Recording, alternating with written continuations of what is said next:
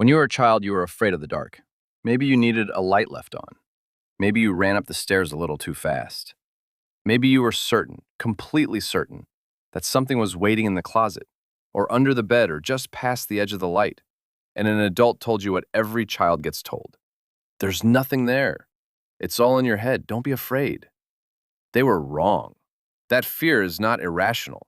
It is not childish.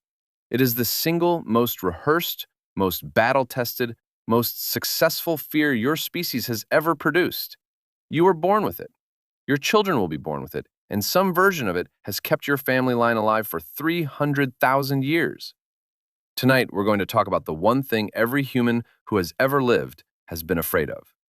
Why you still feel it in a world with streetlights and locked doors, and why the simple fact that you are here right now means your ancestors were the ones who are smart enough to be afraid. Start with how strange this actually is. Almost everything you're afraid of, you had to learn. You learned to fear a hot stove because you touched one. You learned to fear cars, heights, certain dogs. Fear is usually a lesson, but not this one. The fear of the dark shows up in small children all over the world, in every culture, whether or not anyone ever taught it to them, whether or not anything bad has ever happened to them in the dark. It arrives almost on schedule, usually around age 2, exactly when a child becomes old enough to be left alone for a moment. Psychologists have a word for the extreme version of it, nyctophobia. But the milder version is just standard equipment. It comes installed. And here's the part people miss. You are not actually afraid of the dark. Darkness is just an absence. You can't be hurt by a lack of light. What you are afraid of is what the dark hides, the not knowing. The fact that in the dark something could be there, close, watching, ready, and you would have no way to know until it was already too late. That's not a flaw in your imagination. That is the most accurate fear a human being can have. Because for almost the entire story of our species, in the dark, something usually was there. We like to imagine our ancestors as hunters, spear in hand, chasing down the mammoth, the apex predator of the ancient world. For most of our history, that is not what we were. We were food. Go back to one of the most famous fossils ever found, the Tong child, an early human ancestor who died in southern Africa more than 2.5 million years ago. For decades, nobody was sure how this child died. Then, researchers looked closely at the marks on the skull, the punctures in the eye sockets, the damage to the bone, and they matched something specific. They matched the talons of a large eagle. This child, one of our ancestors, had been killed and carried off by a bird.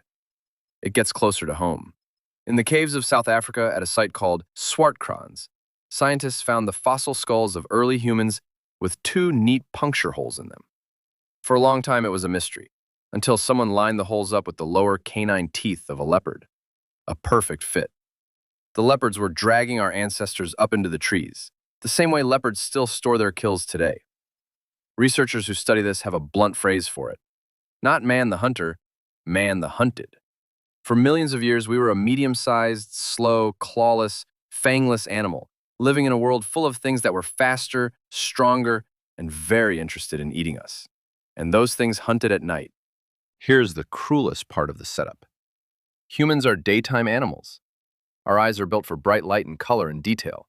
They are terrible in the dark. We have no tapetum lucidum, that reflective layer behind the eyes that makes a cat's eyes glow in a flashlight and lets it see in near total darkness. We never evolved it.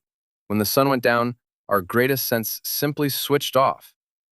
Now, picture the animal hunting you, the leopard, the lion, the hyena. Their eyes are built for exactly the hours when yours fail. They see you, they hear you, they smell you. And you are standing in a wall of black, straining at shadows, with the single sense you depend on most rendered almost useless.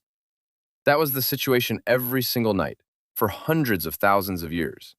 The sun would drop below the horizon, and the entire balance of power would flip. In the daytime, you could survive. The night belonged to them. So what did the night feel like for the people who came before you? It felt like sitting in the dark, knowing you were blind, knowing you were soft, and knowing that somewhere out past the edge of what you could see, something with better eyes than yours might already be moving toward you. If that thought makes the hair on your arms stand up a little, good. That's the system working. That's 300,000 years of ancestors, reaching forward through your nervous system, to keep you alert. And then we found the one thing that could push the dark back: fire. At a cave in South Africa called Wonderwork, there is evidence that human ancestors were using fire as far back as 1 million years ago. And when we learned to control it, to keep it, carry it, build it up at night, we did something no animal had ever done. We made a small, portable piece of daytime. A circle of light in the middle of the dark. Inside that circle, you could see. The fire kept the cold away. It cooked the food. And, crucially, it kept the eyes back. Most predators will not walk into firelight. For the first time, after millions of years of being prey, our ancestors had a place in the night where they were safe. But here's what I find almost unbearably beautiful about it. Think about what people did inside that circle. They couldn't hunt. They couldn't travel. They were awake, together, safe, with nothing to do but wait for morning. And that long, protected, firelit pause every single night is very likely where we became us, where the talking happened, where the stories started, where someone first looked up at the stars and asked what they were, where a group of frightened, hunted animals slowly turned into something that could imagine and remember and pass down what it knew. The fear of the dark drove us to the fire, and the fire is where we became human. Now the leopards are gone. Most of us will live our whole lives without ever being hunted by anything. But nobody told your brain. The alarm system is still installed, still running the exact same software it ran 100,000 years ago. It does not know that you have a locked door and a streetlight. It only knows the ancient rule: when the light fails, the danger rises. That's why you walk a little faster across a dark parking lot. Why a black hallway in your own home, the one you've walked 1,000 times, can suddenly feel wrong at 3 in the morning. Why a child still wants the door left open. None of that is weakness or a broken mind. It is a perfectly functioning piece of survival equipment, firing in a world it was never updated for. And think about what that means about where you come from. Every single one of your direct ancestors, going back hundreds of thousands of years, was someone who felt that fear and listened to it. The ones who didn't, the ones who wandered off into the dark, calm and unafraid, the ones who didn't check the shadow twice, a lot of them didn't come back. They didn't become anyone's ancestor. You are descended, without a single exception, from the ones who were afraid. So the next time you feel it, that prickle at the back of your neck in a dark room, that childish urge to get the light on, don't be embarrassed by it. That feeling is not a malfunction.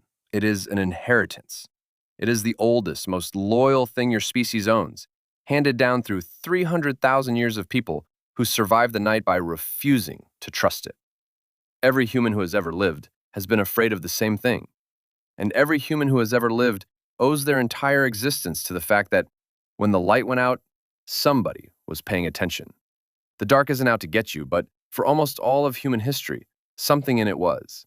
And the small, quiet part of you that still remembers that is the part that kept you alive. Subscribe if the kind of question that unsettles you is also the kind you can't stop thinking about. See you out there.